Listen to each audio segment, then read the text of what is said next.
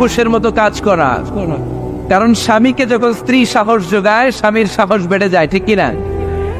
আল্লাহর হাবিব সাল্লাল্লাহু আলাইহি ওয়াসাল্লামের কাছে কোরআনের আয়াত নাযিল হলো, ইকরা বিসমি রাব্বিকাল্লাযী খালাক খালাকাল ইনসানা মিন আলাক ইকরা ওয়া রাব্বুকাল আকরাম الذي علم بالقلم علم الإنسان ما لم يعلم পড়েন আল্লাহু আকবার।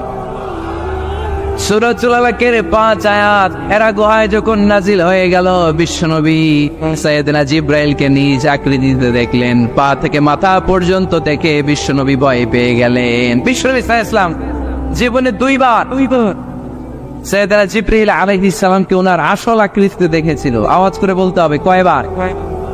এক হচ্ছে মেরাজ রজনীতে সিদরাতুল মুনতাহায়, দুই হচ্ছে প্রথম যখন কোরআনের আয়াত নাজিল হয় বিষ্ণু ইসা ইসলাম দেখলেন বিশাল একজন ব্যক্তি, পাটা হচ্ছে হেরা গুহায় আর মাথাটা হচ্ছে আকাশের উপরে, এই বিশাল একটা লোক সে কোরআনের 5 আয়াত নিয়ে এসেছে সূরাতুল আলাক, আর বলতে শুরু করেছে, ইয়া মুহাম্মদ ইকরা, আপনি পড়ুন, আপনি পড়ুন, আপনি পড়ুন।